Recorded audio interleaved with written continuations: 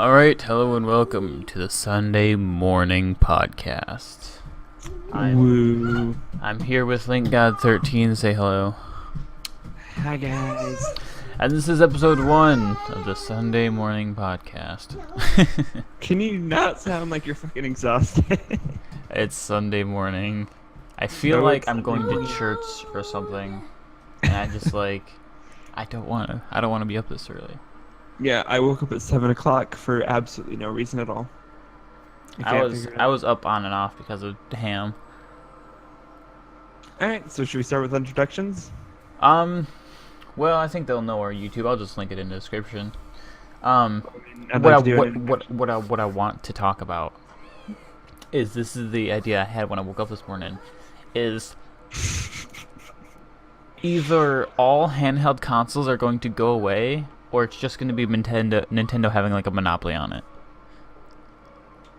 That's complete bullshit already. But because isn't it true though? There's already designs for basically the third PS Vita that's not going to be named a PS Vita. Basically, when the Switch came out, Sony went, "Oh my god, that's a good idea. We're going to use this." And that's exactly what happened. But that's the thing though, is like no one, compared to the amount of people who bought the Nintendo DS, nobody buys PS Vita. Fuck you, man. Goddamn. I love my Vita. I still play my Vita to this day. It has some amazing games. Yeah, but didn't you crack it so you could play other games on it? A long time ago, but... Yeah, a long time ago. But I mean, there's just a lot of good games that came out for the Vita that people still play. There's SAO vs. Excel World, the Persona remake, Persona 4 Dance All Night. And as long as they keep making games for the PS4 and PS Vita, I'm certain I'll play more on the Vita because, like, how often do you play your PS4? Like, in all honesty, you sit there for hours on it. Never. Yeah, I know. It's on right now to watch Netflix. But I mean, for some reason, I like to play on my PS4 for certain things because it looks better. But I feel like for younger people who don't sit at home all the time, having portability is still going to be a necessary thing. Yeah, but then they can just buy either a Nintendo DS or a Switch. Like, now they just have the Switch, where it's a fully blown console. Other people, not everyone is a Nintendo fan, buddy. No, and that's where like fanboyism comes into play. Well, I mean, everyone's still waiting for the Xbox Portable, and I'm certain Microsoft will come up with something at some point. No, because they've never done like a portable console. Well, I mean, look at the have you seen the sales for the Switch? It's the best sales Nintendo's ever had. Like, it's insane. And I think that's gonna remain to them, because that's not what Microsoft and Sony are focused on. They're focused on a power machine that's not really that powerful. Well, now they're gonna realize, oh shit, Nintendo found the niche corner where they're going, we don't care for 4K resolution. Yeah, Nintendo always had the niche corner. Like, they were always like, I'm gonna stay in my corner, you guys can go fight amongst yourselves. Yeah. Nintendo's always, that's what they do. Like, when the Wii came out, they're like, hey, we have touch controls now. Yeah, as much as we are like, Nintendo's kind of like a child, just, it's how they are. They are extremely adultish in how they do their business. It's just pretty great because you can't compete with the enemy if you're not even competing. I always love seeing this little gif where it's like, there's two people sitting on a couch playing Mario Kart on the Switch, and there's one guy over there like, it's not 4K resolution, it's not 60 frames, stop having fun. Exactly. I mean, you don't need everything to look and run perfectly to have fun. And that's the thing though, is because of Nintendo's style, it allows them to have the lower resolution and it not look bad at all. Like, Nintendo games do look nice. Barring the DS, I don't really like the DS because it is extremely low resolution and you can see like pixels and shit with like the naked eye. That gets annoying sometimes. But even so, you get 3D on a handheld console. My always big thing is, until the Switch, like, the 3DS games could never actually have the power they needed. Like, yeah. You can barely play Xenoblade Chronicles without having some kind of frame rate problems. I wanted to play Xenoblade Chronicles. But I don't play console enough to warrant buying the game. Well, see, they made a 3DS port. And again, frames. See, I don't even play my DS. I have a 3DS, and now I have a bunch of games for it because of my I'll call him my brother-in-law just for the sake of easiness. Just brought a whole bunch of games home that he found from his old collection, and I still don't play it. I mean, look at it this way, Bray. If I homebrewed my Vita a few years back, what do you think I've done to my 3DS by now? I don't know, homebrewed it. I will probably never pay for another 3DS game a day in my life. Shh, you can't say that on the internet with people watching. All right, what was Actually, you gotta pick your words wisely and decide what you can and cannot say. I've actually been through the legalese of it because where I go, we always talk about the legalese. Well, actually, didn't they say that like home brewing your own console now isn't illegal? No, the homebrew itself isn't illegal. It's where you get games for it, which Yeah. most people actually use it responsibly and go, okay, I own the physical copy. I just don't want to have to carry a cartridge all the time. So Yeah. most people, I can't think of what the term is for making a batch file for your own game, just so you don't have to take out the cartridge all the time. Because in actuality, you do own the digital rights to the game. I believe so. I don't know. See, that's in the olden days it used to be like that, but now they just went to licensing. Basically, they're licensing you the disc, but you don't own anything but the actual disc and none of the content on the disc. Well, I'm sorry. I'm used to the olden days of the GBA. It's Game Boy Advance. All right. What was one of the topics that you had? Let's go with another one of yours real quick. All right.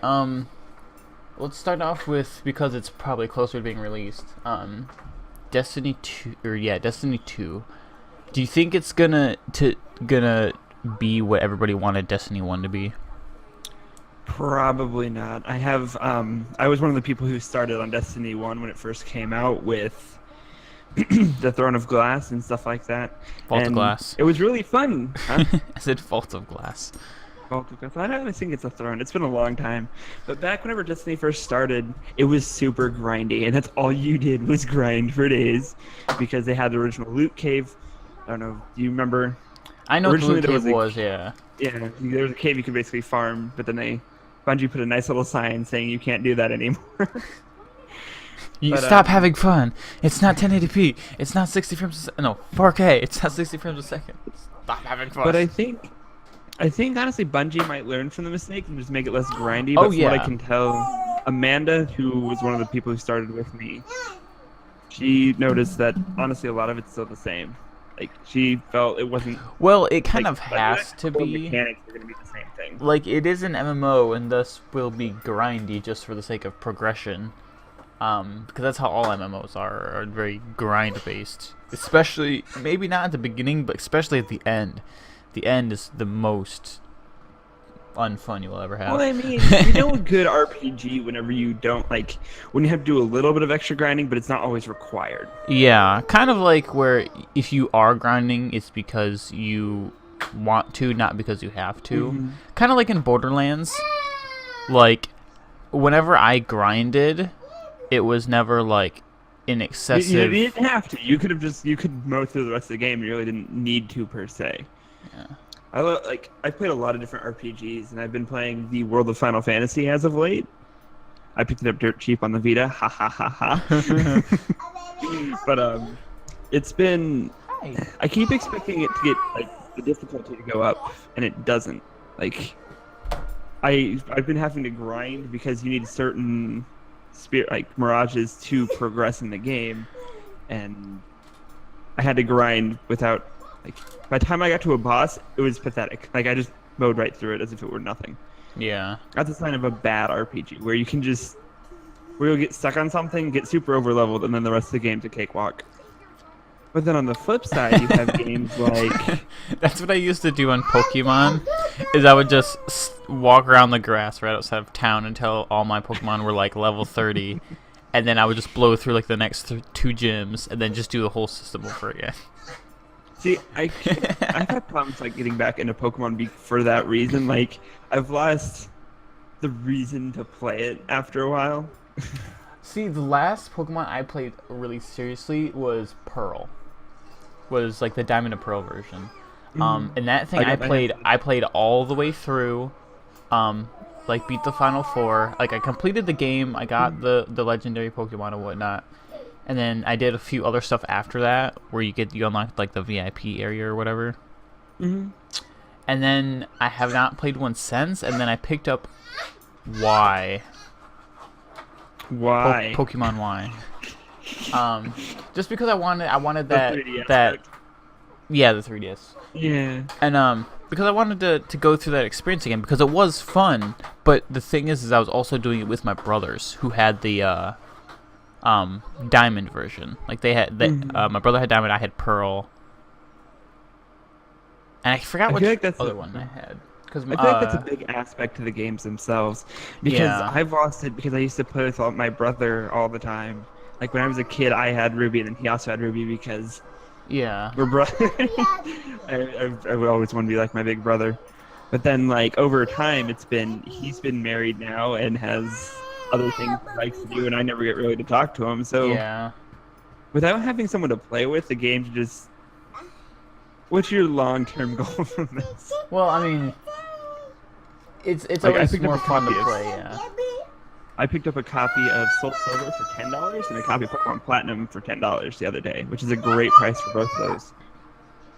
But I can't really get myself to play them because it's like they're fun, but yeah, I get it. It's nice to have someone go through it with you. All right, back to our original conversation. Destiny. For like RPGs that are, well, let's go along with it. For RPGs like Bravely Default, where you literally play, I think a slight spoiler here, the end time, I think you fight the same bosses 6 times in a row. Oh god. No kidding, you do, and they're just slightly more difficult each time to actually get to the secret ending.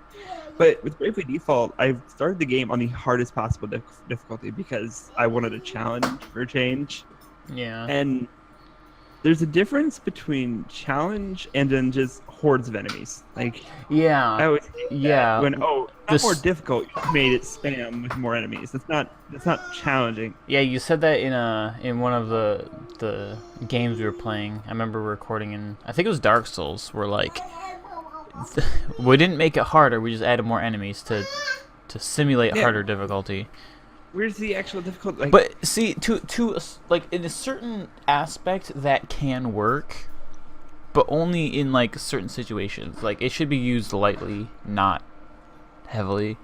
Like I'm a bigger fan of this boss has a particular weakness you got to figure out and exploit. And that's a big thing in Dark Souls for bigger bosses. But for like, I'm trying to think of a certain game where it's just hordes of enemies, it's not really difficult per se. Most it's just zombie games ever.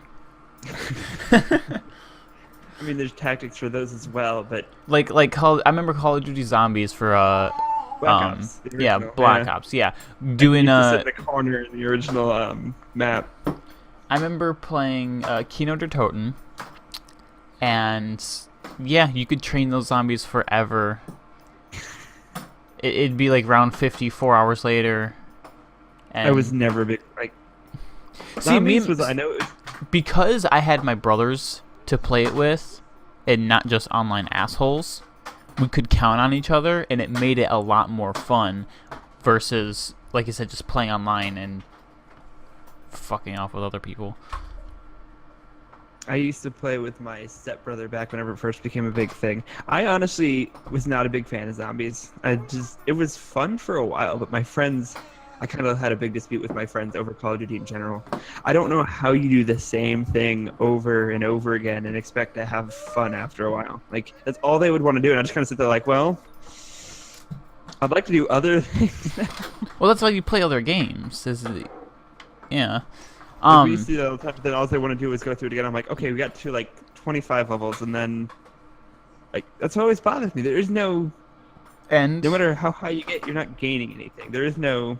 Yeah, once you get to that certain spot where your weapons are pack-a-punched, and both of them are, and you have all the perks that you can get, it's pretty much just, after that, it's just nothing. just surviving. But I mean, no matter how many times you play through it, you're not getting anything from it. Like that's I my thing. Like, See, I remember when we first started playing on the original World at War map before any DLC, the Linkgod13. We thought 10 was high. We were like, "Oh my god, level 10!" That was a long time ago. Oh, I when hated did that that? originally creepy. The original map for it was so creepy. When did that release? Because I know there was a check. specific route. Like you had to go from the main floor to the door on the right, then go up the stairs. Because if you bought the Yeah. stairs right away, you were gonna fail. Like Yeah. immediately. Yep, you were gonna fail. Let's see. Call of Duty. When did what come out? I forgot World it was at World at War, War. not Black Ops that it came out in. Well, World at War was the first. It came out. Let's see here, 2008. So let's see here. I was. Yeah. I was 12 going on 13. I remember that year very precisely because it was not a good year. A lot of Wait, bad things happened. what? A lot of bad things happened in 2008.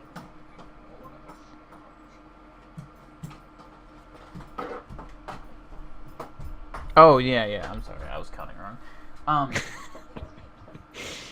But yeah, because in 2005 is when I turned 10, so I was 13 at the time. Yeah. And we were used to playing shooters, because that's all we really played. Yep. But the fact of just the horde aspect, and where in the normal games enemies would kind of run away from you and strafe rather than come straight at you and just kind of overwhelm you. So it was fun.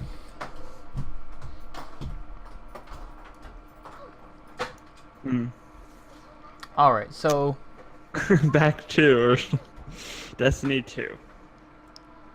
That would have been I think what it's going to be. I think that it will do well. I think it'll do just as well, if not better, than the original.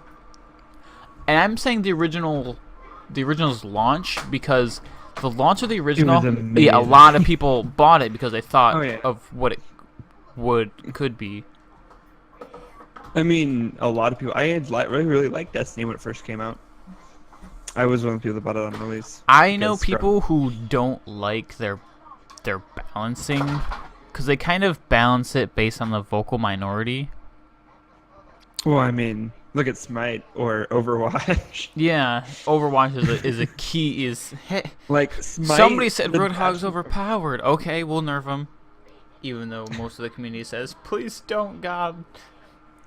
I don't know, like Smite. I feel like they pay attention to their Twitter way too much. Like Well, it's probably their Ardio biggest is audience. one of the newer gods that is absolutely ridiculous. Like I know they changed it. Now I know why they release God's overpowered.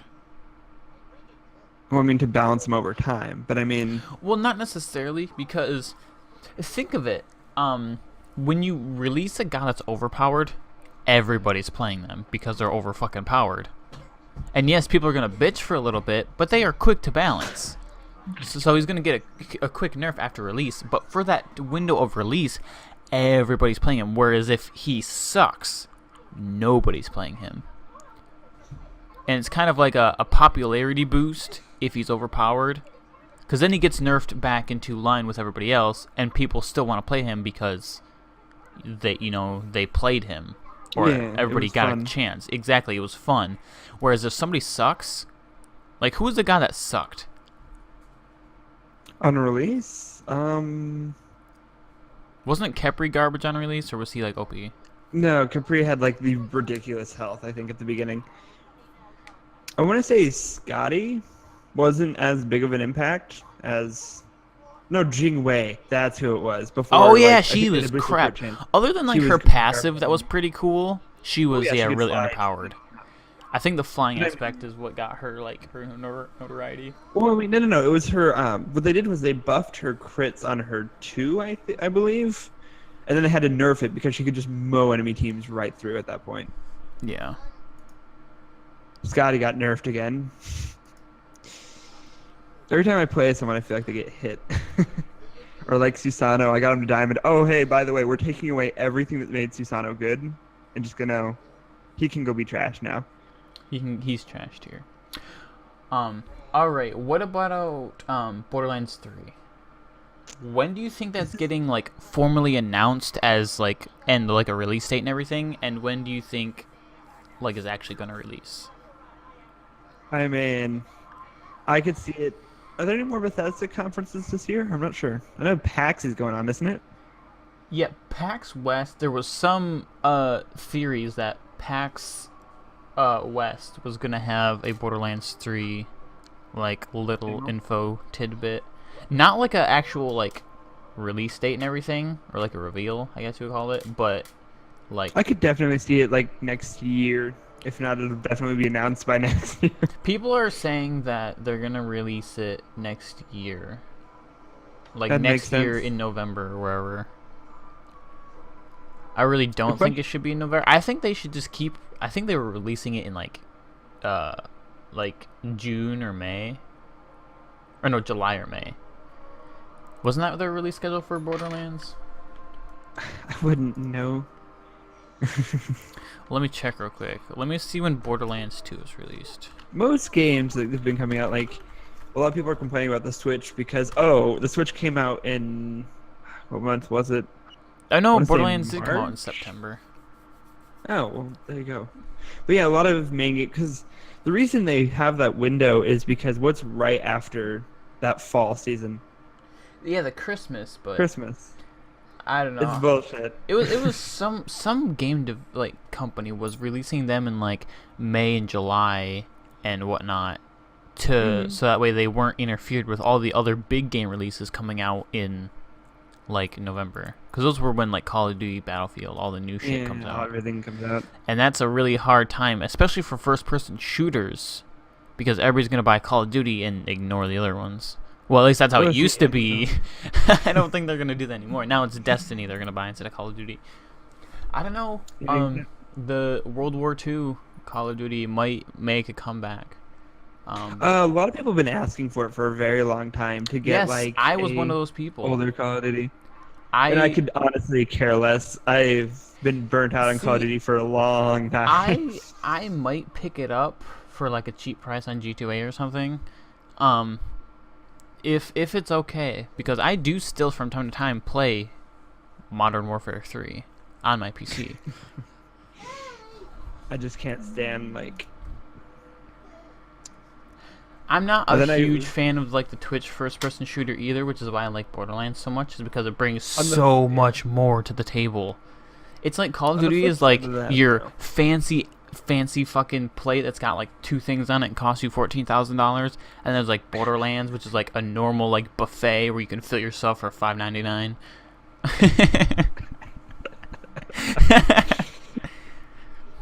Excellent analogy, I know. Yeah, pretty good actually. I'm more like, it's then on the other side of the spectrum there's Battlefield, and I had some experience with Battlefield 1 and immediately hated it because just like balancing issues, you could have a turret and you could mow people over from the other side of the map. Like it was completely broken. I played it on the PS4. My dad bought it and I borrowed it to test it out, and I was spawn camped every game. At least every game that I played that was like capture the points or whatever.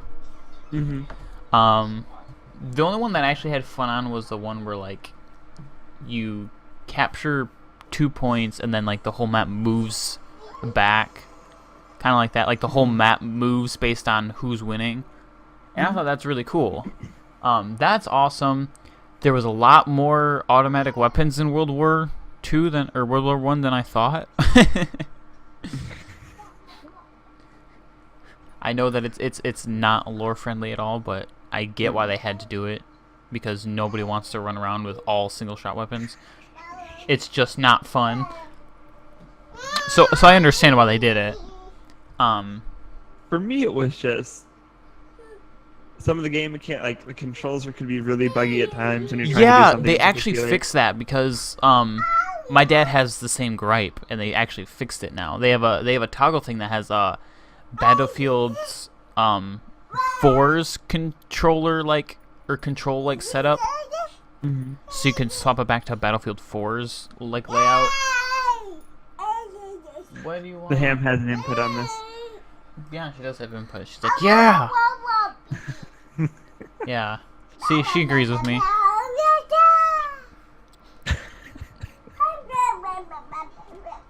Go play. We do apologize for any noises in the background, like doors opening and shutting and other various things. People talking, babies babbling. Alright, so what you just got? shows we're real people. What do I got? Yeah, what do you got? My timer's done. Actually, I'm setting it for 20 minutes. You're setting New it up for 20 Uncharted. minutes. Just the timer. Lost Legacy. It's not like a new Uncharted. It's like I think it's an expansion on 4. Really? I haven't played Uncharted 4, or it's called Uncharted Lost Legacy. It just came out Tuesday, I believe. My girlfriend actually picked it up, and apparently it's pretty good. I gotta ask this question for the sake of the game. What do you think of having a female protagonist? I don't give two shits either way. Lost Legacy? Yeah, I haven't played Uncharted since 3. I haven't played Uncharted at all. They're really fun games. You should give them a try. I want to play 4. Lost Legacy is an action adventure game developed by Naughty Dog, so it looks like it's its own thing. But yeah, I really don't care about female protagonists at all.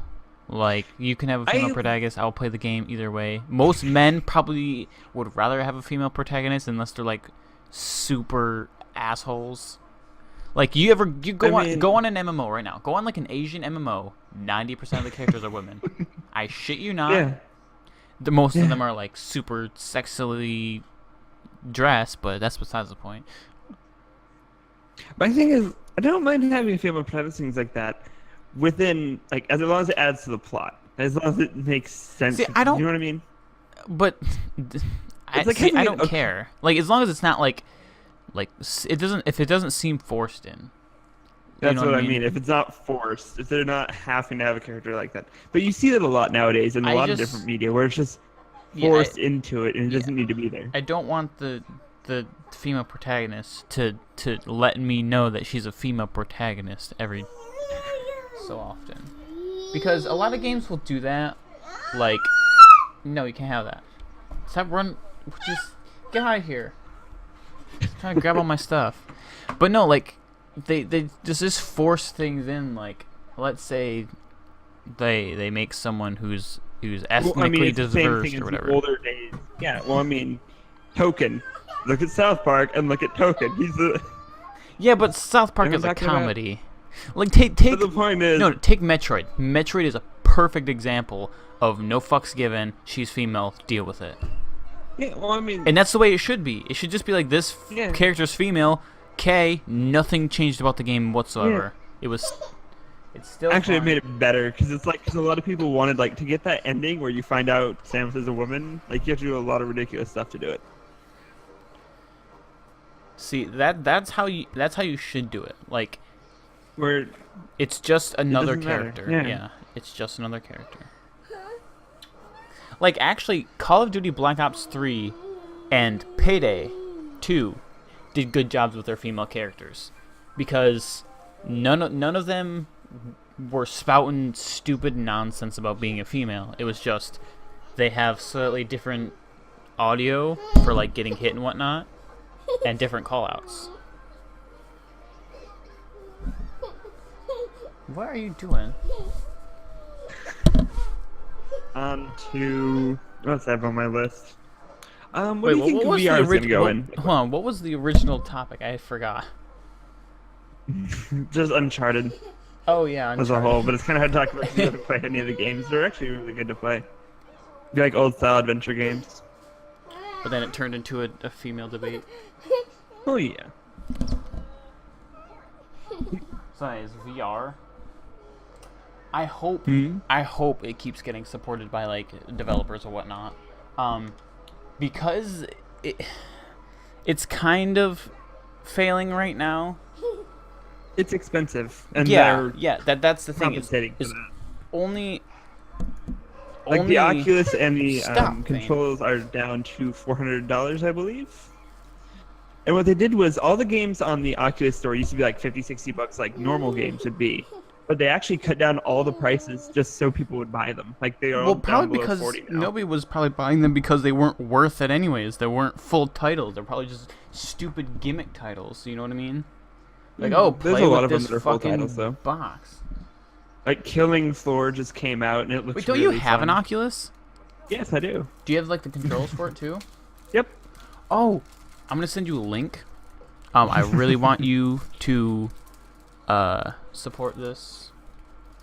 Honestly, I feel like they should make a lot of the titles for the Oculus open source at this point in time because I don't think titles should be open source. I think the software for the actual Oculus and Vive itself should be open source. well, it is open. The software for both of them is open source, right? I'm talking Exactly. about games themselves. All right, I'm sending you a link right now. Link's Because they've getting the had the link. dev kit for Vive and Oculus for a long time, This so people is have a- made their own. Take that link. It's a Okay. game called Away. It's really interesting. You're like an animal and you fly around and shit. But this one, I played the one that's not for the VR. But since you have VR, you should definitely like do a gameplay video of this on your YouTube. And for all of those of you watching that have a VR or a Vive or an Oculus or whatever the fuck, go ahead and check this out. It's free right now. It's the beta. We'll leave a description, or we'll leave the link in the description. Yes, I will do that. Because they can't see it currently right now. No, they cannot. If you go to their website, you can set their email or set your email, and they'll send you links and whatnot. Like I just got a link that said the wait's fine over, be the first to play and whatever. On another note, like there's a lot of I want to say indie titles for VR that are just really good games, but they're not getting a lot of support because I think the percent's like 0.18% of Steam owners have VR. Like Yes. it's a very small percentage. Because they call it what the what's the word I'm looking for? The early adopters fee is what they call it. Because it's so young and it's in its thing and the technology is going to be really expensive. Only rich people can have it. And Well, by I mean, rich, I mean not poor as shit, not in poverty. I mean middle class can afford this. The theory of the middle class. But the middle class has become like the upper Lower, 30%.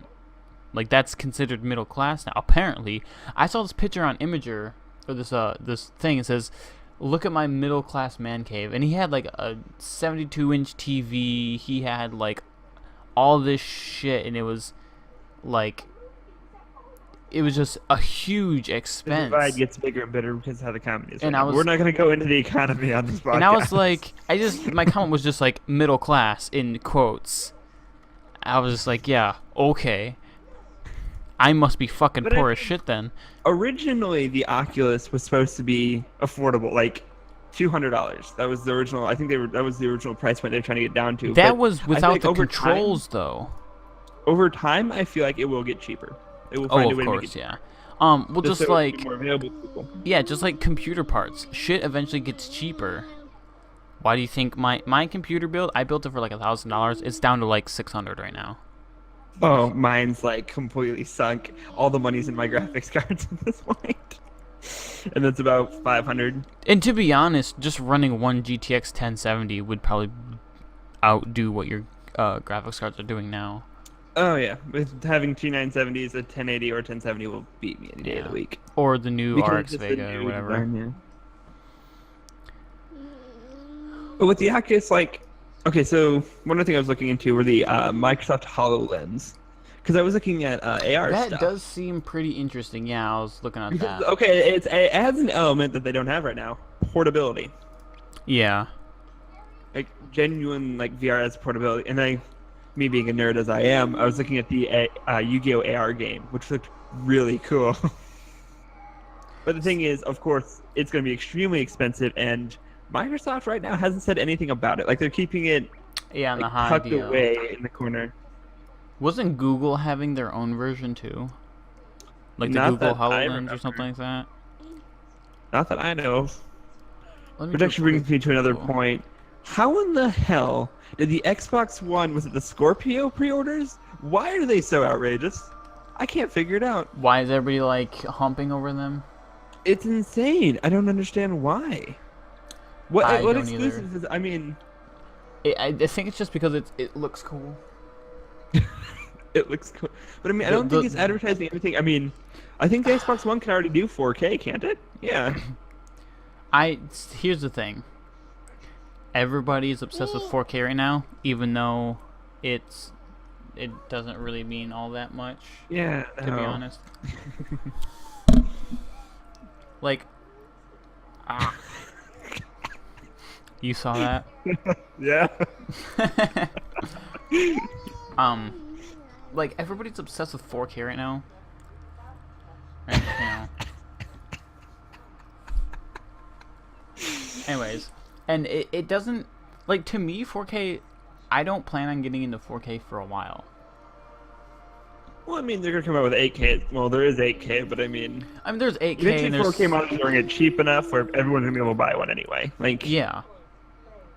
And right now, it's just, it doesn't give me enough to warrant going for it. Like, I can go for I could go for 4K right now. My graphics card has a display port and I could do 4K. Yeah. I just don't want to because I'd rather just keep I just like it how it is. I'd rather keep my high frame rate at 1080p. And I'd rather not fucking overheat my room. Because right now, I got my 2 years ago now with two GTX 970s, and I also got a 4K monitor along with the whole thing, which is I got that for a ridiculous deal. But especially back then when 4K was a lot more expensive. Yeah, so, yeah. It's just, to me, I like the days where a game wasn't about how it looks; it was about how it played, the story. Like, it was a lot more. It was gameplay first, visual second, and then music. I did like good quality music. Yeah, of course. The music was a big thing too, because you could play, like, Game Boy Advance games are a perfect, like, testament to this, where it may not have looked great, it may not have always sounded that great, but it was fun. It was and you always played it. Yeah, it was game. Like, take Skyrim. Skyrim, for example, didn't look all too, awesome, but it was fucking fun. The music was perfect. The leveling system was good. Everybody played it for a long time. Like, especially now, even now, people are still playing it because of the modding community on PC, and that the fact that they remastered it and whatnot. That game is another, like, modern day testament to gameplay over visuals.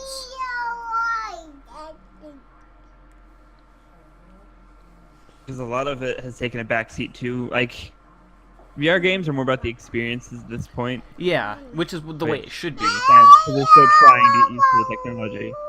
But at some point along the line, they're going to have to come out with a game, like, something you could sit in the Oculus and play for long hours, or it's not going to get anywhere. Well, that's the thing, though, is a lot of people get motion sickness from the VR. So a lot of people don't want to play it for a long time. They only want to sit down for, like, an hour at most. But that's the thing, though, is they're coming out with Doom VR, Skyrim VR, Fallout VR. Oh, there's a whole Marvel game coming out that looks really fun. Exactly. So, Raccoon and Hulk and other characters. So they are coming out with fully blown titles. Most of them are being ported to VR, but I'm sure they're going to be just fine anyways. Oh, yeah.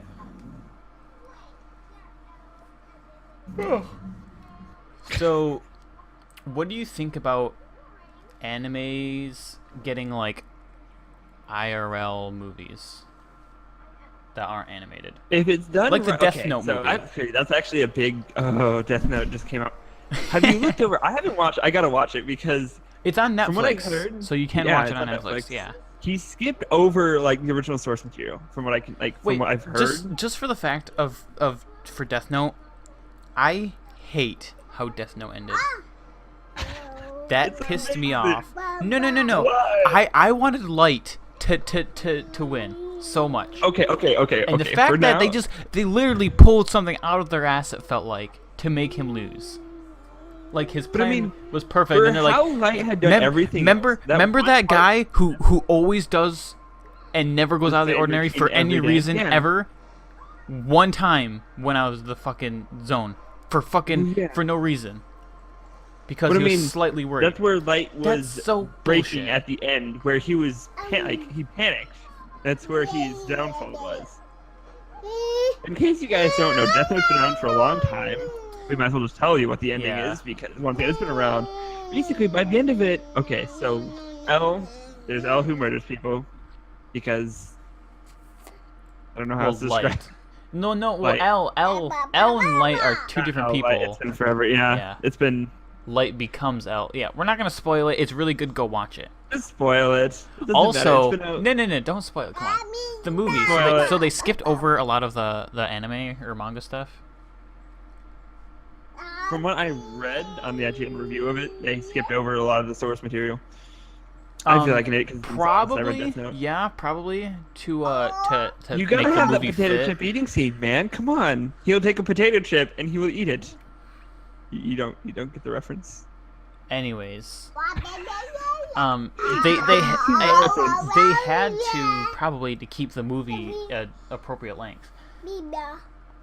Well, I mean, have you ever seen the Phoenix Wright live action? No. It's as glorious as it sounds. I don't know if you're experienced the Phoenix Wright games on the DS, are you? I know what they are, yeah. But yeah, I haven't actually watched the live action for it. Have I what? But I mean, like, my reaction to the ending of Death Note was, it really kind of got to agree with you, or it came out of nowhere. But I mean, he had to fall eventually. Like, it was gonna happen. Yes, I but it just shouldn't have hated happened there. I hated In can die in a hole. Like, his whole character was, ha ha, I'm a boy genius too, and I'm gonna win. I hated In. Near. Again, he wanted to avenge L, but I think it was, yeah. I didn't like how they went about the ending. It felt like they like something Honestly, happened and they had to cut it off, kind of like Bleach. it was rushed. It feels like. Yeah. Okay. But I mean, you're I my did last love. guy. I love the atmosphere of the end scene where they're all in that warehouse and they're all Yeah. like, "One of us." Which It's, is why Kira. I That's thought what it was. L Kira. was. That's what I was thinking. Yeah. But that's why I thought L was gonna win. It's because of that whole scene. They like made it for L to win, and then they're just like, ha, And they'll have to pull the rug out from under him. yeah. And then, of course, we all know what happens to what was her name? It's been forever. The female character's name. Yeah, the female character that kind of The female happened. character that we can't remember. Another good anime that I watched, Assassination Classroom. Oh yes, that's very good. It has 3 I thought seasons. that was really and I think it just ended. I binge watched it in like 2 days, the entirety of it, The first season or all 3? all of them. Wow. That's what I did.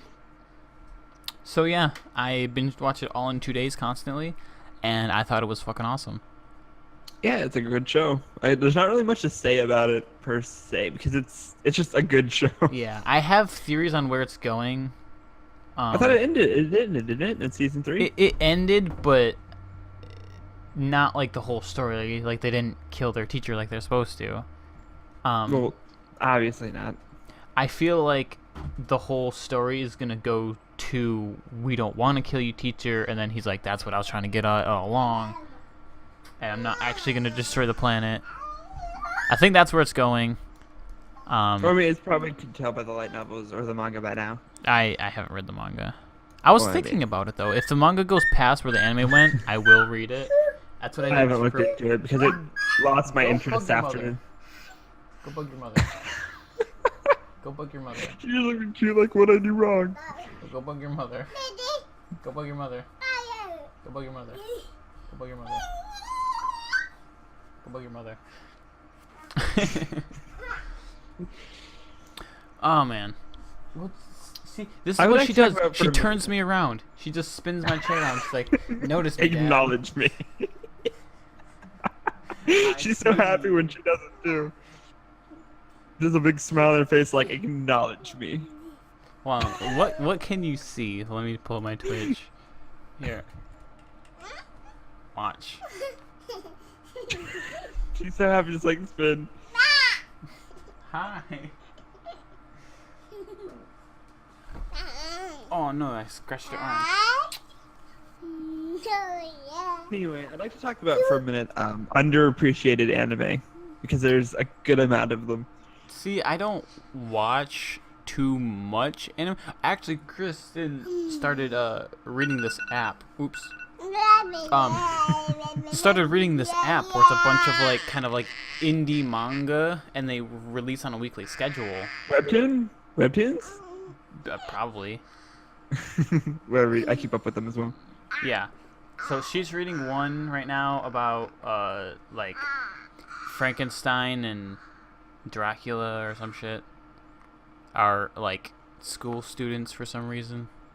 I haven't read it, so I wouldn't know. Well, she likes it. I'm pretty sure it's a chick one. It's like meant for girls.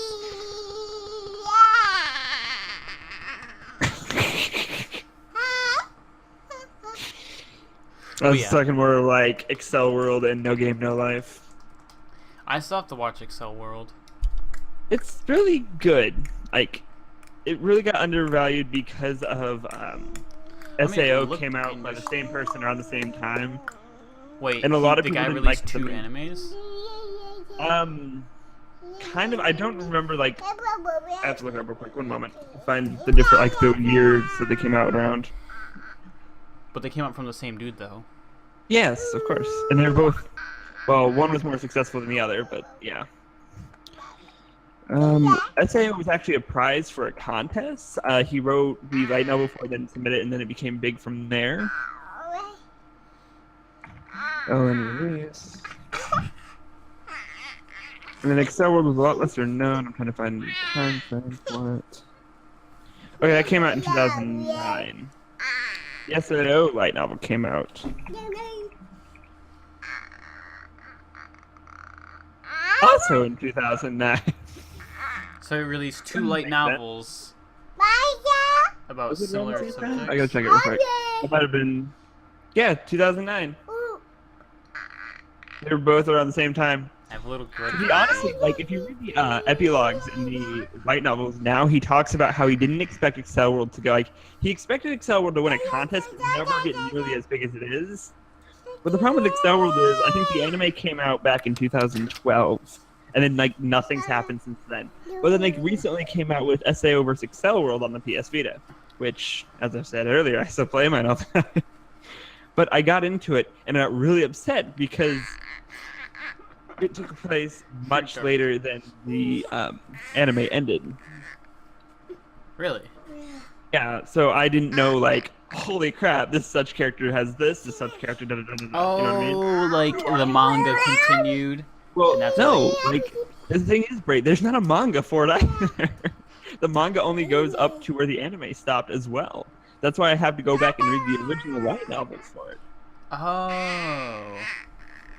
I understand. And it's a really good show, but the problem is, like, the anime and the manga really portrayed the main character as, which he kind of is, like, he's not your cool protagonist like Kirito over there. Like, he kind of doubts himself, he's kind of whiny, but it's part of his growth as a character. Like, he's whiny with good reason, and he's growing to be better. But the more you read into the light novels, the more you realize he's becoming, like, a stronger person than he was before.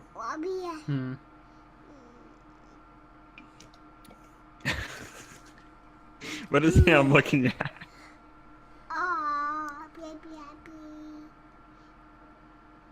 She's looking at herself. This has become a playground for her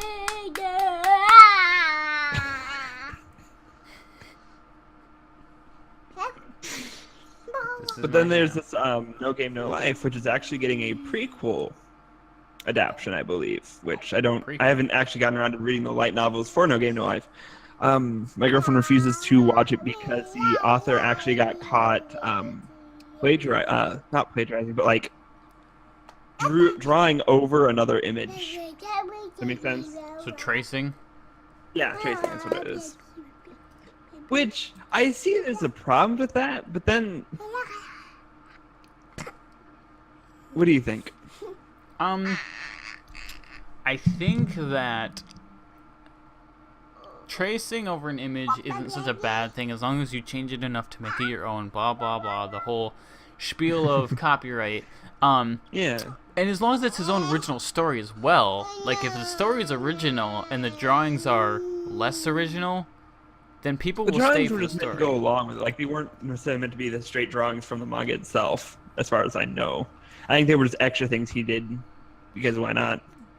Well, that's the thing though. Is like, look at the One Punch Man original manga. Your drawings can be shit, and people will still look at your stuff and be like, "That's really good." Not the drawing, but the story.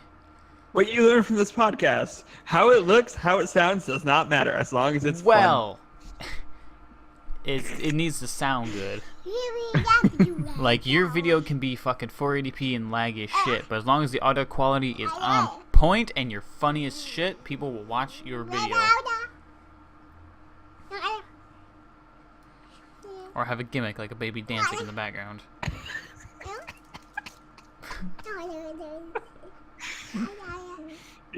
She's the what's the word? Entertainment Not sponsor. mascot. Mascot. Yeah. Yeah. She's the mascot for the ham. podcast. You're gonna fall off the The chair, ham. Han.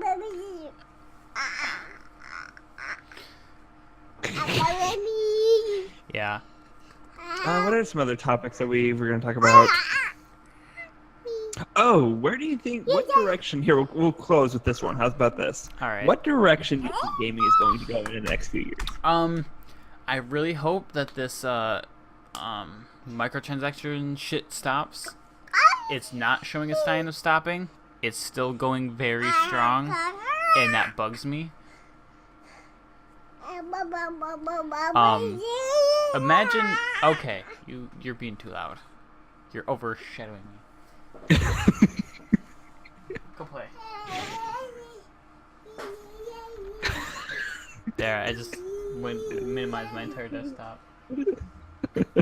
Okay, but yeah, microtransactions, although they can be used in a decent way like Overwatch, where it's, or like,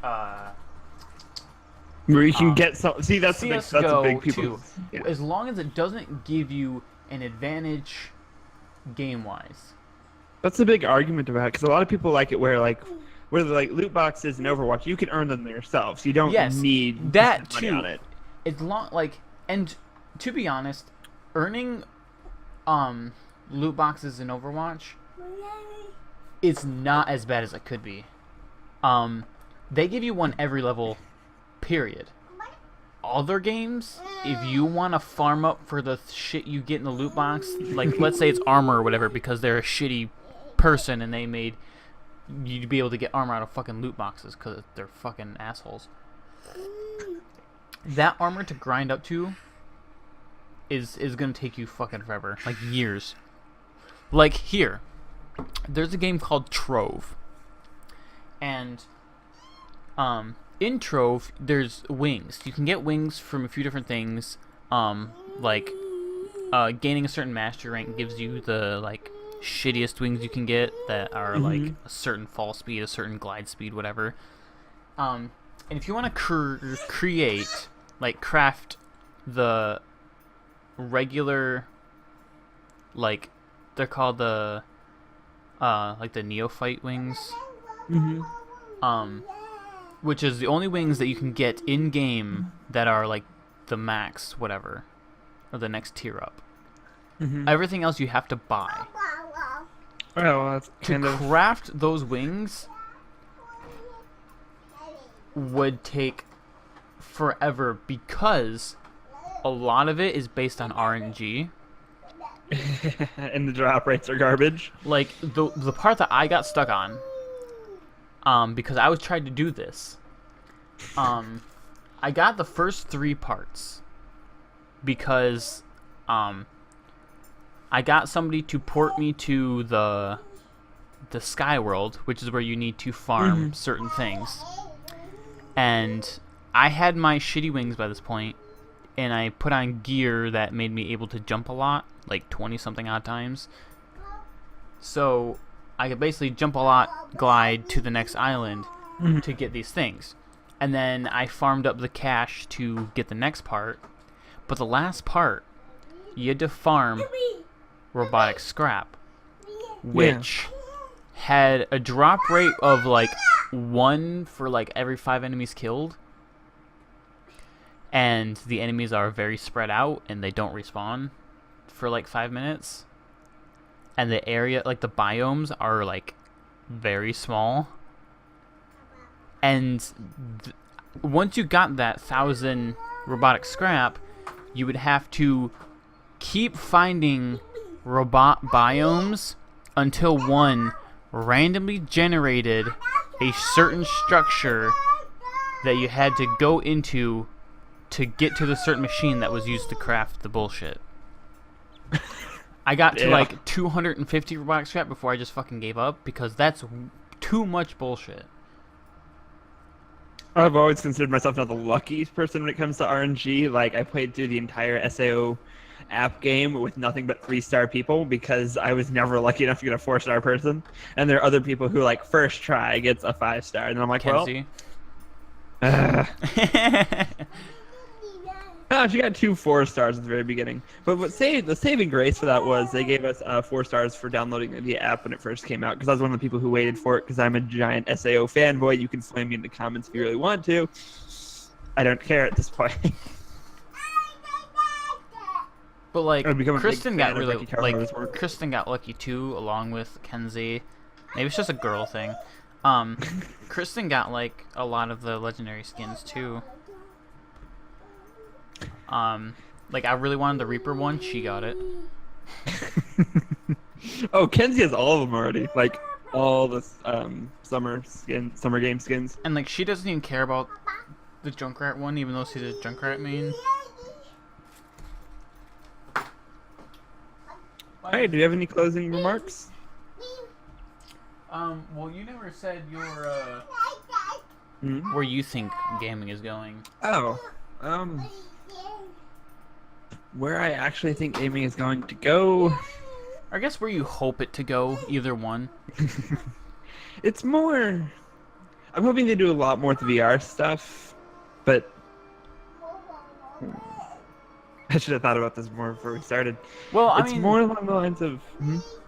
Well, to give you some time to think, I think that they should go more into VR, but I still think it's always going to be kind of that side thing, almost kind of like portable consoles are. It's never going to be like super mainstream. Yeah. People are always going to be on their PC and on their consoles and whatnot. I think. What do you think of the type of people? Oh, as I say, what do you think of the type of people like that play on their consoles just excessively? They're just console people. No, I mean, like Zach, one of my roommates. Don't have much to say here, but anyway, he can play on his Xbox literally all day. All day. I can sit on my computer all day. 12 hours. No. Like, he didn't even eat that day. He just got up to get a water and sat back down and kept playing. Jesus. I cannot go without food. Like, I get, like, sick if I don't eat. Is there a niche of gaming that's just people who are just sit and do their own thing? That used to be me. Me and my brothers used to, I shit you not, we would stay up, because, you can only play... Well, when we were playing the zombies and the Call of Duty or whatever, you could only play 2-player split screen online. Yeah.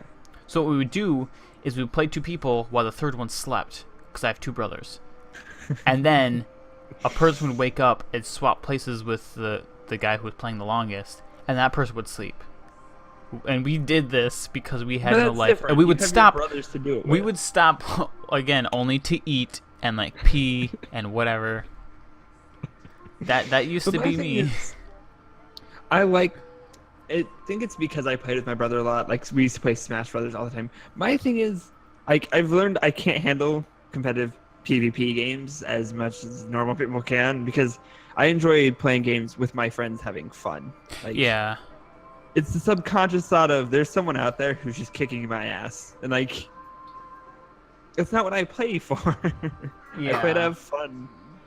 Like that's why I like co-op games a lot more, like Borderlands. I like PvE. PvE Yeah. stuff's just because you're working together with your friends to complete an objective. Like there's something you complete. With Overwatch, it's you can beat the enemy team, you can become a higher rank, but then you're not gaining. Once again, you're not really gaining anything from Well, it. again, I could say the like same that. thing about like Smite though, is that's kind of the same. Well, That's yeah, kind of Smite's the boat. same way. But I mean, like you play an MMO. Oh, you beat this boss, you get this rare loot. You know what I mean? That's why I like MMOs so much.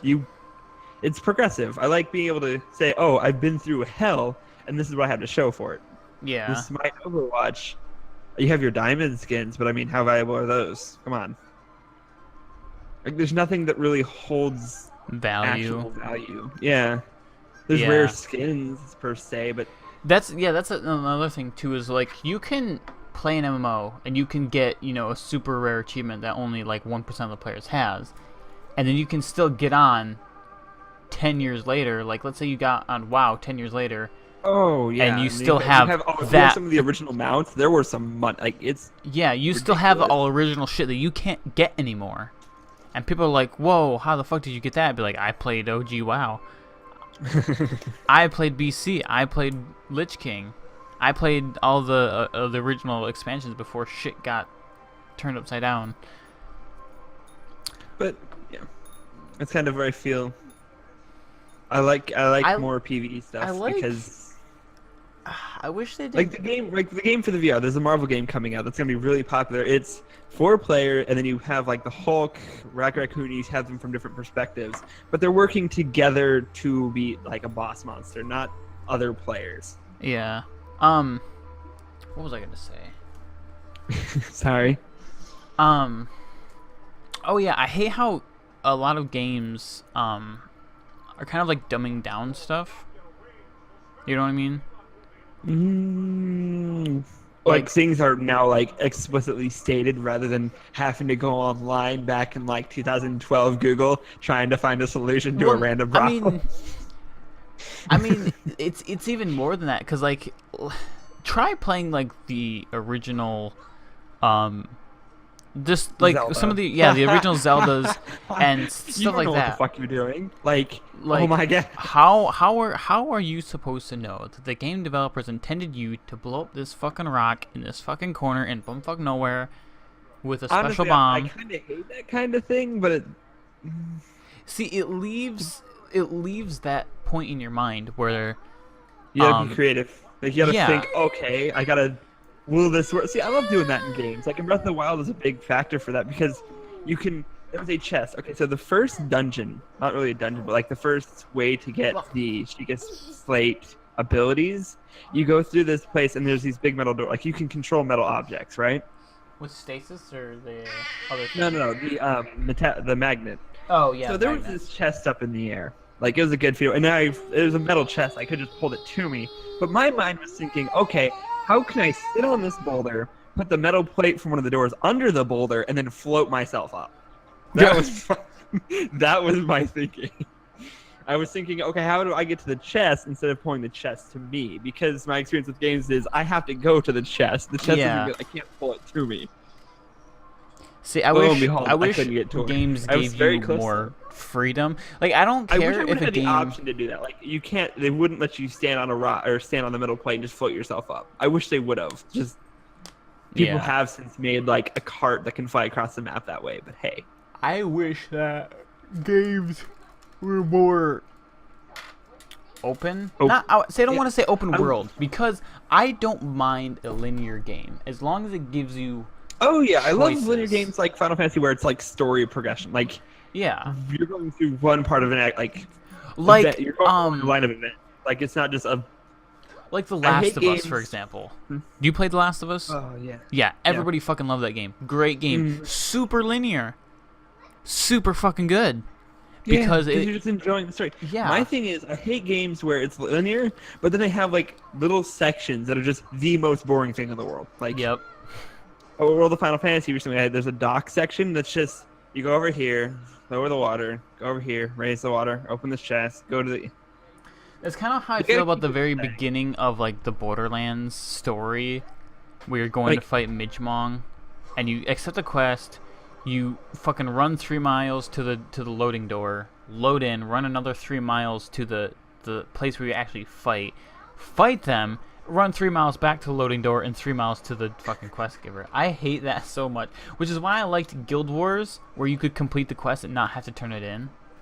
You just complete the quest and then boom, you click on the. I think like, I hate games where it's an open world game, but you can't like you don't have a like you have to earn your vehicle. Like you can't just Feel so vehicle, like in Grand Theft yeah Auto. like you're like where you have to hunt down a horse, train the horse, and get to the thing. Like you're not in, like to me it's not enjoyable just running across like a vast plain. Like Yep. the which fuck. is- You're see just that running across really a got plain. me in WoW, is like because they didn't make it so big and like expansive that there is times where you're just running for like a solid 5 minutes constant Oh, Guild or Wars longer 2 definition of Guild Wars 2. of just WoW is even worse. You could be running for, I shit you not, like a full 20 minutes and not hit anything that has quests involved. Anyway, yeah. That's why I'm a big fan of FF14 because a lot of that stuff is if you run into a direction, you're going to run into a town. Like the maps aren't that ginormous. Like the one I remember the most is running from Undercity in WoW to, I think it's Ashenvale or whatever the thing is that's north of Undercity. Is so you have to run all the way around and just follow this road. And it's so long. The most bullshit thing I've ever come across in a game might have actually been it was Sword Art Online because there's multiple Sword Art Online games for the Vita. Yeah. Lost Song where okay, this is another big complaint. If you have an open world and there's a certain mechanic you can use in the open world, like FF14 does the same thing where you can have flying mounts, but they only work in certain places. Yeah. Like, why? I can understand like not within city limits. That makes sense. But I If you're- mean, yeah, if you're in the you wanna middle of be able to nowhere. enjoy what you have anywhere. I get it's kind of game breaking for certain things, but the point of having an OP thing or like a certain mechanic is to have fun with it and use it. But like in Lost Song, you have the flight mechanic, which is a big part of the game. Then someone got the idea, let's make a certain part where you have to fight a big ass boss and take away the flight mechanic. What? Was there a reason for it? Like, was there a story No, reason? Like, height you limit. got your. No, they were just at the altitude limit. There's a certain height they can go up to, but then the boss is at the limit, so you can't fly around. Like, I found a way to That's- cheese bosses because you can fly, like, arc yourself into them, like, arc, do a bunch of damage, drop, and then rinse repeat. Just keep arcing yourself into it. And it was kind of breaking it. But the point was, why would you make anything in this game where you can't use one of the core mechanics? Yeah. For what purpose? I It just- it- understand if it's like maybe a temporary thing, but there's like also another mechanic that they give you instead. No, it was just... It's just, remember that thing you've come to rely on? Yeah, fuck that thing. The thing that we've been trying to teach, like, you just you just gotta play like it's not that anymore. This is a thing, Basically- hey, we're gonna play Dark Souls, except you can't dodge or roll anymore. Have fun beating the fucking Nameless King. You better learn how to parry. Oh wait, lightning bolt. Can't parry Can you, magic. like, reject lightning? There's one shield that has a spell parry, but I don't think it works on stuff that powerful. That would be amazing. Like you get lightning bolted, reflects the lightning back at him. That would just. No, that's the thing though, is it doesn't reflect it back at the person, it just dissipates it. Which That'd is be cool sad, to yeah, I reflect know. it back. But then again, like when we played D&D last night, it was kind of that same thing for me because Yeah, I get what you're saying, because last night I was the paying core attention. mechanics of my character were completely worthless in certain situations. Yeah. And it's frustrating, and I get that happens sometimes, but you play games like you play D&D to have fun. Like that's all that in a sense, Yeah. that's what the only thing I care about really is to have fun and have a good time. That's why my campaign is so relaxed and not rule heavy. Is I Like have in his to campaign, okay, here I'll set the stage for our viewers here. everybody else. Yeah, you have okay. So there's a fire elemental. Now I didn't have frost ray or anything like that. I only had, and then lightning in this campaign counts as fire damage. Apparently. And I built half mage, half offense.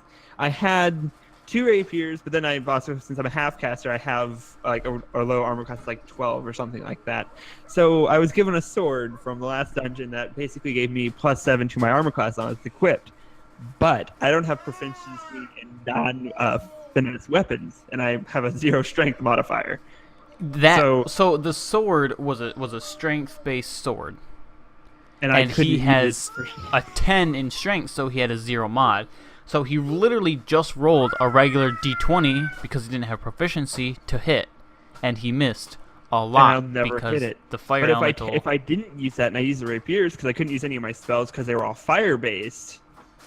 If I tried to use my rapiers, I was gonna get literally burnt to a fucking Yeah, because crisp every time you my hit it, you HP took a was d10 garbage. damage. Every time you melee attacked, you took a d10. As somebody who's squishy, there's not really nothing you can do, which is why he had to use his ice armor. The which fucking protected frost him. sword, which I kind of thought about. I'm just gonna fucking throw it at him and then walk away. Yeah, which he 'Cause it did. was just- He walked.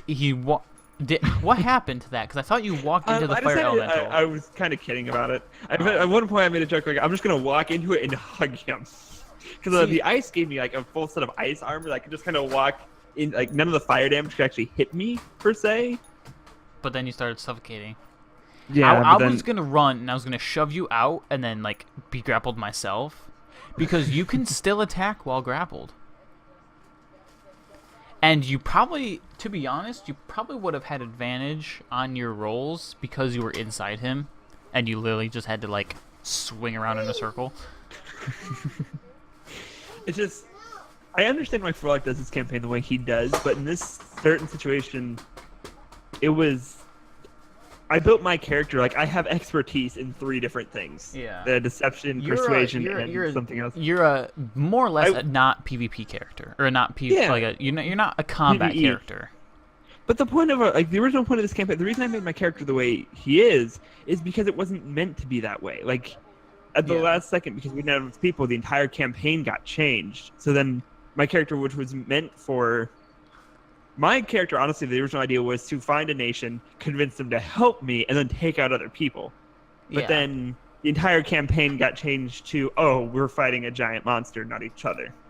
Yeah, it's the way the campaign is actually going versus the way he set it up to be. I thought we were all going to be separate in kind of like our own nation kind of thing. Like I thought I was going to be That's exactly leading what I was a thinking band too. of people. Where persuasion, deception Yeah, would have been more useful. because you're not really, yeah, like I said, you're not a character meant for combat. You're a character meant for out of combat. Like And there's a lot of situations where we've been in where I rolled a 32 on my persuasion check, and it didn't matter to anything. Like, yeah, I could be the most convincing person in the world. It's not going to matter to something that has no brain.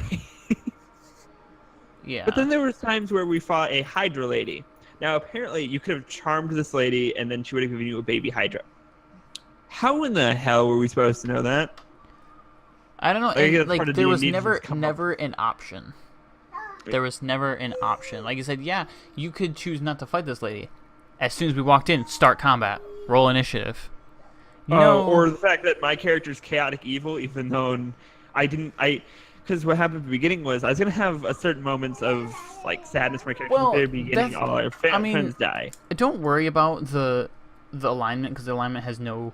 I know it has no Push. actual effect, but the point was I had to skip over the backstory I wanted to put in because you guys wanted to. Well, because Frolic wanted to get the combat.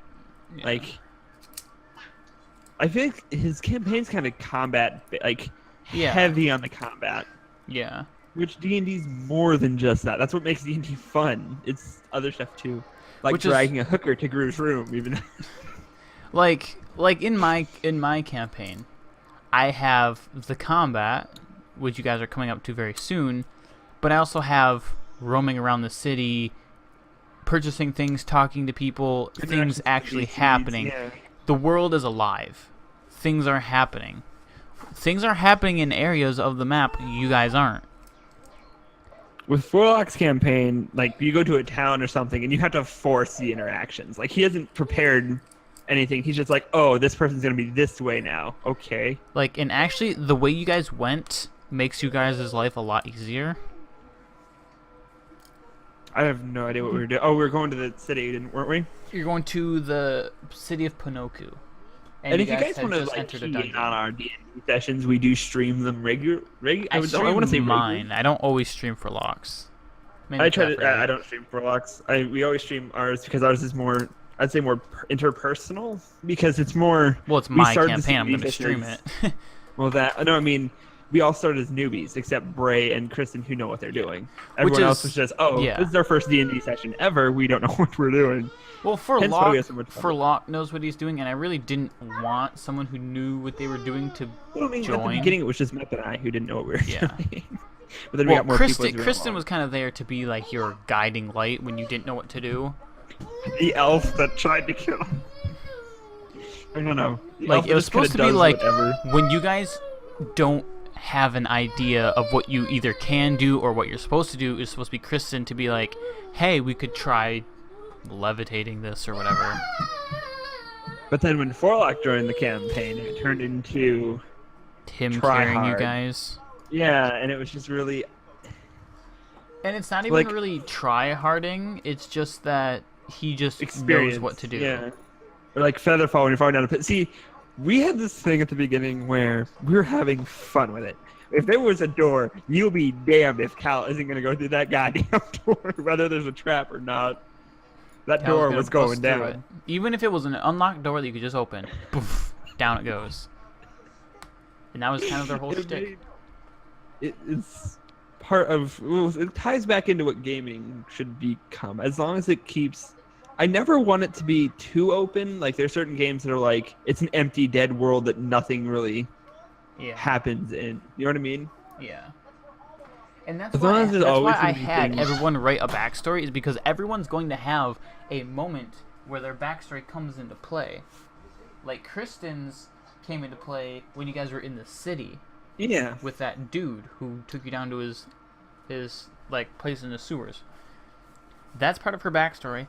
Cal's is going to come up soon. Yours came into play a few times. Yeah. And then I completely changed. Well, I kind of changed. I don't know what I did for your plans for Flaw right there. And the kind of thing that sucks is the way Furlock made his backstory, I can't do anything with it. Like it's an open and shut thing. So I can't really make a His character old character or progression his new story. one? His new one.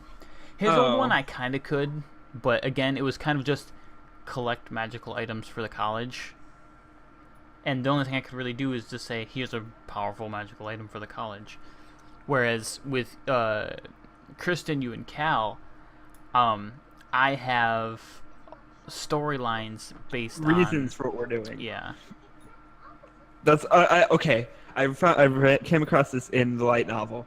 I never want to have a character question their own motivation. I don't know why, but it bugs the shit. It's kind of overplayed out, and it bugs the shit out of me. But that's not Like- always a bad thing, though. Is your I get you're character- contemplating why you're doing what you're doing, but on the same token, But sometimes it might be good to make them question because of something that either they hear.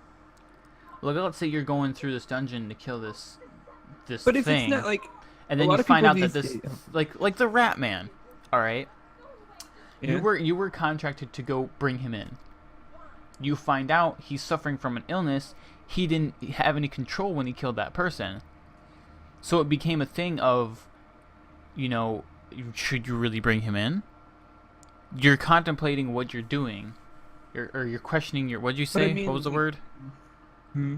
What was that word? You never want your character to question their what? Motivation. Motivation. That's what it was.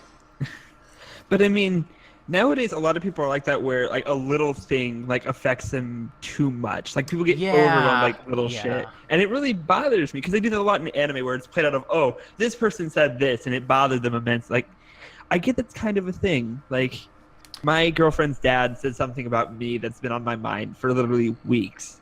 But that's because they're the one who said they're an important person in their yeah. life, that, which I like Excel World because it looks at, that's the same thing he does. He looks at Black Lotus. I'm just calling her Black Lotus because I can't pronounce her actual name very well. And that is the person he, like, her word means the world to Yeah. him, which makes sense. But if someone like in an offhandish anime where like a random bystander says something and it gets to you, it's like, this isn't relevant Yeah. at this point in time. Like It doesn't matter. like let's say you're fucking fighting a giant monster in the city, and some asshole in some building is like, you know, you're destroying shit. It's like, I'm not gonna fight this monster Dude. because I'm destroying the city.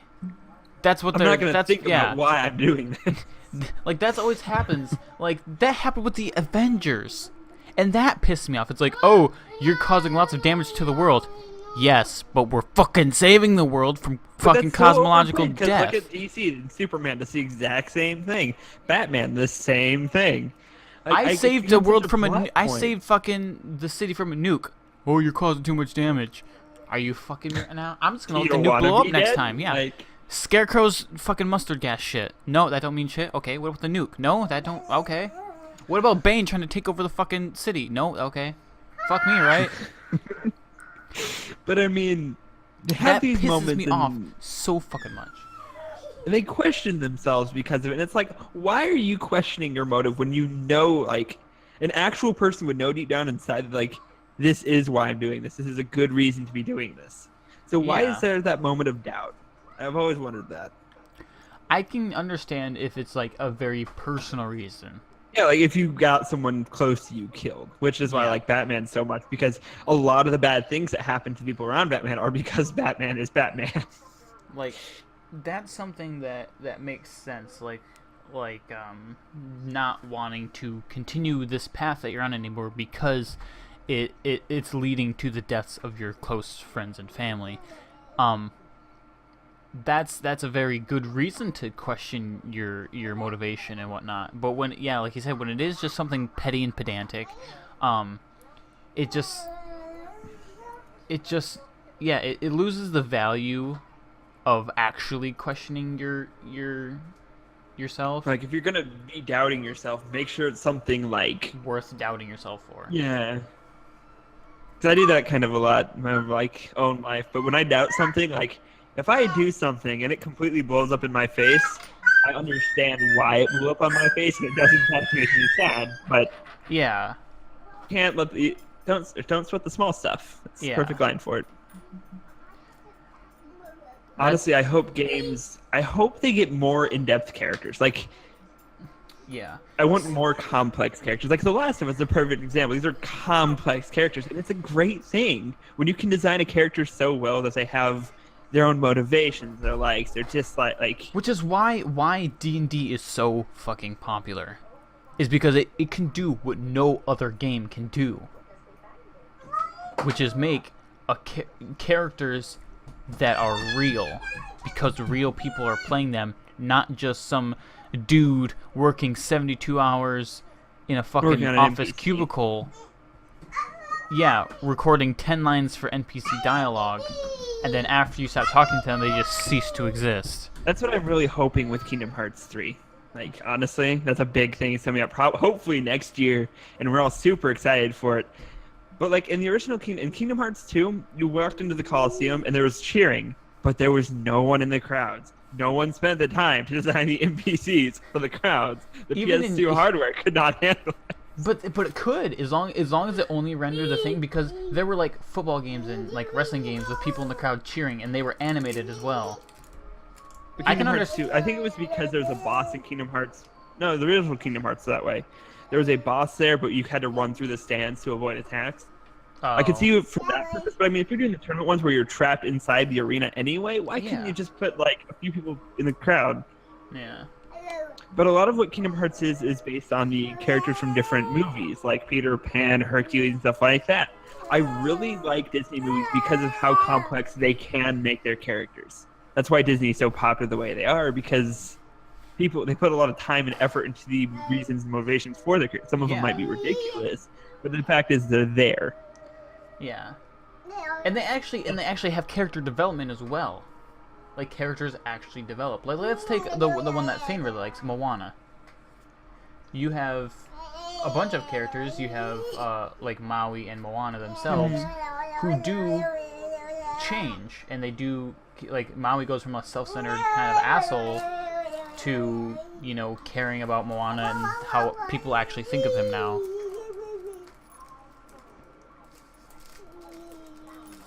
A lot of games, like, I'm trying to think of an example for this. Well, you can't really say Overwatch isn't like that. Overwatch right now is still, it's been out for a year, but I really feel like there isn't anything solid. Like, Overwatch is so, the pieces are still so far apart. You know what I mean? Yeah, but that's, like, I mean, I wish they would release their animated shorts a little more often. I mean, if you're gonna have all these animated shorts, why not have like a movie, or, you know, like, make it one big thing, or have a like. Overwatch is just pedantic. I'm gonna leave it at that. It's pedantic. See, I have to disagree with you on that one, though, because it has a lot of character built into the game itself, like oh yeah, the small like how details, the certain voice lines, or like the arrow from Hanzo in the. Or like the did you notice that every single character has a completely different walk animation? From the first person and third person view. Junkrat, you notice when he walks on his peg leg. Yeah. Every single time. Bastion, stomp, stomp, stomp. You feel it. Yeah. I guess I never really bothered to look into the in-depth reasons for how characters are how they are. I'm more focused on the gameplay aspects of it. See, over many details. I think Blizzard, the Overwatch team, is kind of in a really rough spot. That moment whenever you realize, like, that line your dad says when he's like, the killer's in the details, and I think I finally realized what he meant. Yeah. To really understand something, you gotta understand the details based around it. Yeah, which I think is why they're in a really tough spot right now, because of how half the community wants things done and the other half wants things done. Like, the one half is the like the crowd that plays it all the time. Competitive, like, or the competitive crowd, or the normal crowd, the fun crowd. Well, the competitive crowd and the people, just the people that play it often. That crowd, the people who play it like every single day, they want it balanced like how MOBAs are balanced. Patches every single week, of people getting changed and stuff like that. Whereas Blizzard doesn't do that. They come out with a patch how normal games would, where it comes out every month or stuff. Because people know that, like right now, Roadhog's bad. People immediately stop playing him because they know he's going to be bad for a long time. Whereas in a MOBA, you're like, okay, Thoth is bad. There's gotta be another patch. Yeah, Thoth is bad right now. Of that. Sombra, like, she for a while she was unplayable just because she couldn't do enough to actually contribute to the team. Like, why have Sombra for doing a certain task when you could have someone better suited to the role? I think a lot of the reason Sombra was not well received is because they put her in the assault category when she should have been a support. And that I think there's no way because she has people, the same damage output because people were as looking Reba. at her like an assault hero when that's not at all what people play her for. Like, her gun is tickling people like Winston bullets, and she can hack health packs, which is healing. And then her translocator, which just gives her mobility, which every person has mobility. Yeah, which means she can just run around and avoid people trying to kill her. She really should just be a support character. It makes more sense for her to be a support character. And people are asking, are you ever going to change Sombra to support and, like, Symmetra to defense? And they're like, no. Just because it's not worth it, even though it's just like a 10-minute UI fix. All they really have to do is just swap the locations of their images. That's all it is. I don't understand. And obviously the link that it takes you to when you click that image. It's not that hard. It's probably like a 10-minute fix. And it makes me sad that they can't spend 10 minutes just to fix something. Yeah. Especially when they come out with new characters, like Doomfist just came out and they had to reorder everything anyway. Yeah. Like, would it take you like 5 minutes to put them in different order? Like, I just think they're focusing on the wrong stuff. Like, nobody was questioning Diva right now, and they're just like, we're gonna change Diva.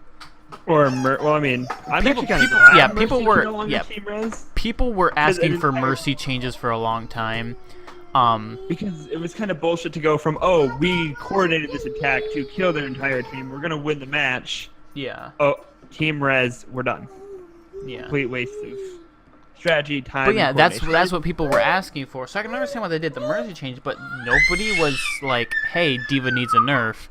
No, nobody was like, "Hey, Junkrat needs another concussion mine." No, people are like, "Hey, Doomfist's punch hitbox is extremely fucking huge. Maybe you should change that." And they're just like, "In a minute, we got some stuff we're doing right now." It's like, why? Nobody. My problem with Overwatch more is just the disappointment of something like that happening, where one like a Lucio ult or a Mercy ult could just change the entire, like, all the work you've already put into a certain situation gets completely reversed. Yeah, it's different because Lucio has to kind of like preemptively do his ult. Yeah, he has to know, but Mercy So- can just sit there, like, sit in a corner Yeah, and wait, it's like, after the fact. I'm gonna sit in the corner and ult at the last second. Yeah, like, Turn the game around. Lucio, you have to, like, as soon as you hear Rip Tire, you gotta Well, I mean, drop the same thing beat. for or Zenyatta s- ult. You have to be like, Yeah, you have to, because Zenyatta's squishy. He dies first. See, he dies first, so if you don't pop the ult at the right time, you're going to die, and your team is going to die. Like, Zarya grabs and Pharah ult. If you're Zenyatta, it's up to you to save your team, and if you don't, then you're fucked. Same thing with Lucio. Lucio and a Zarya... I don't think Lucio can save from a Zarya ult, or from a Pharah ult with a Zarya ult. It can survive soldiers, it can survive, if you time it right, Divas, but not Pharah's. Pharah's is too much, damaging. like... But I mean, by that point, you constantly expect her to die before she can finish it off, because you do have a good amount of health. Yeah. But then your main concern is everyone else on their team who's going, ooh, look, Zarya. Yeah. But it's just like whenever I do homework, because I'm a college student now, and there's a certain site where you go on, and I used to have it's called the Alex program, where you would you'd have a question, you get it right, you get like 1 space. You need to fill 5 spaces to go on to the next question. So you do the 1, you get it correct, you do another, you get 2. So now you have 3 spaces, 2 blank, 3 filled, and then you get it wrong. You go down 1. You get it wrong again. You go down another 1. You get it right, and then it just goes on like that until you get a certain number in a row. It's just very disheartening because you're like, you could be 1 square away and then get it wrong because of a little mistake, then get it wrong again, and then you're all the way back from the very beginning. And these aren't simple problems. Like, these are complex solutions that take time to build to. Yeah. And it's just disheartening, and Yeah. I don't like playing PvP games that much anymore. All right, but I think that's where we're gonna end this. We can probably do this next Sunday. Hopefully, we'll have another batch of stuff to talk about. We'll eventually have to get into like news kind of stuff, or just like stuff that happens in the week. Whenever and then our final conversation is just gonna be like us rambling about shit at the end, because that's what we did. Thanks for listening, guys. It was a pleasure. All right. Cue the outro.